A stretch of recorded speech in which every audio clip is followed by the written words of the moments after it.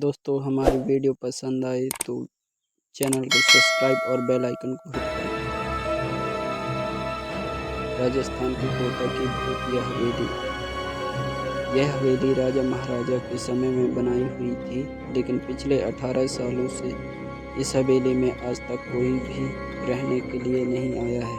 इच्छा होने पर भी इस हवेली में कोई भी नहीं रह पा रहा था, क्योंकि लोगों का कहना था कि इस हवेली में भूत प्रेत का साया है। जब अजीत सिंह को इस हवेली के बारे में पता चला तो उसने तय किया कि वो इस रहस्य को जानकर ही रहेगा, क्यों लोग इस हवेली में नहीं रह पा रहे हैं। उसने मजबूत इच्छा शक्ति से हवेली में रहने की पूरी तैयारी कर ली। जब उसने हवेली के अंदर जाने के लिए पैर आगे बढ़ाए तो दरवाजे पे किसी अनजान व्यक्ति ने उसे रोक लिया और नज़दीक जाके बोले, कौन हो आप और किधर जा रहे हो? अजीत ने जवाब देने की बजाय उसके सामने सवाल किया, जी आप कौन?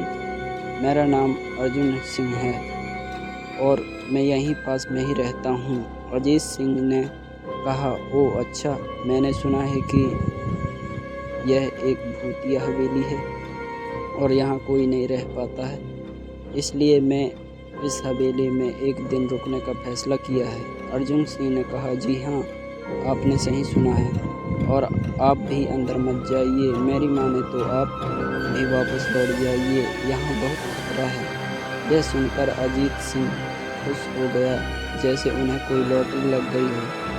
अर्जुन ने उसी को देखकर बोला, आप क्यों खुश हो रहे हो? आपको तो भूत का नाम सुनकर डर लगना चाहिए। शायद आपको पता नहीं होगा कि भूत प्रेत में काफ़ी दिलचस्पी रखता हूँ। अगर इस हवेली में भूत है तो मैं अंदर ज़रूर जाऊँगा और सारी सच्चाई का पता भी लगाऊँगा। इतना कहकर अजीत सिंह उस हवेली में चले गए। अंदर जाके अजीत ने अपनी बैग को साइड में रखा और हवेली के चारों ओर देखने लगा। सारे रूम भी चेक कर लिए। बाद में ड्राइंग रूम में आके सोफे पर बैठ गया। उसने वहां बैठकर दारू के 2-4 पैक पिए। वहीं अचानक उस रूम में लाइट का एक बल्ब चालू बंद होने लगी, लेकिन अजीत ने उस पर ध्यान नहीं दिया। थोड़ी देर बाद दूसरा बल्ब चालू बंद होने लगा, फिर तो हवेली के सारे लाइट चालू बंद होने लगी। यह सब देखकर अजीत अपनी जगह पे खड़ा हो गया और संपूर्ण सचेत हो गया।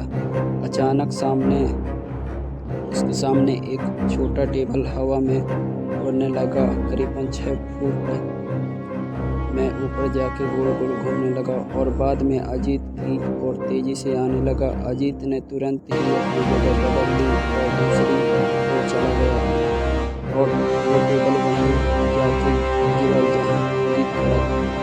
अजीत सब कुछ समझ चुका था। उतने में सोफे की सीट उसकी और आने लगी। वो जल्द खड़ा हो गया और छलांग लगा के दूसरी ओर कूद गया, जिसके कारण सोफा दीवार को टकराया और अजीत बच गया। अचानक सब कुछ शांत हो गया। अजीत के चारों ओर सतर्कता से देखा और बड़ी आवाज में बोला, तुम जो भी हो सामने आकर के बात करो। वहीं एक बड़ी परछाई उसके सामने आई। अजीत ने उस परछाई को देखकर बोला, कौन हो तुम और क्यों मुझे मारना चाहते हो? परछाई, तुम्हारी भूल के कारण। अजीत, मेरी भूल? मैंने कौन सी भूल की? परछाई, एक हवेली में आने की भूल। मैं किसी को भी इस हवेली में खुश नहीं देख सकता। अजीत, लेकिन क्यों? वो परछाई ने जवाब दिया, आज से 18 साल पहले इस हवेली के मालिक ने मुझे यहीं पे ही मार डाला। मेरी कोई गलती भी नहीं थी। इस कारण की वजह से मेरी आत्मा इस हवेली में भटकती रहती है। मैं किसी को भी इस हवेली में नहीं रहने दूंगा, क्योंकि इस हवेली में मेरा खून हुआ था। इस हवेली में जो भी रहने के लिए आएगा उसकी मौत होगी। अजीत ने कहा, मैं तुम्हें अपने असली रूप में देखना चाहता हूँ। तुम्हें मारने से पहले मैं तेरी इच्छा अवश्य पूरी करूँगा। और उस परछाई ने इस भयानक द्राम्याना रूप ले लिया। उसका चेहरा इतना भयानक था कि अजीत भी एक क्षण के लिए डर गया था, लेकिन दूसरी क्षण में उसने अपने आप को काबू पा लिया। बाद में इसने अपनी जेब में से सफ़ेद पाउडर निकाला और उस भूत के ऊपर फेंक दिया। भूत के ऊपर पाउडर पड़ते ही वो जलने लग गया। बड़ी बड़ी ज्वालाएं उठने लगी। वो बहुत ज़ोर ज़ोर से चिल्लाने लगा और बाद में पूरी तरह से जल गया। उसके बाद अजीत ने चैन से सांस लिया और वहीं पर सो गया। दूसरे दिन सुबह जब अजीत को सही सलामत हवेली से बाहर आते देख अर्जुन को आश्चर्य हुआ। अर्जुन ने अजीत से पूछा, तुम कैसे जिंदा हो?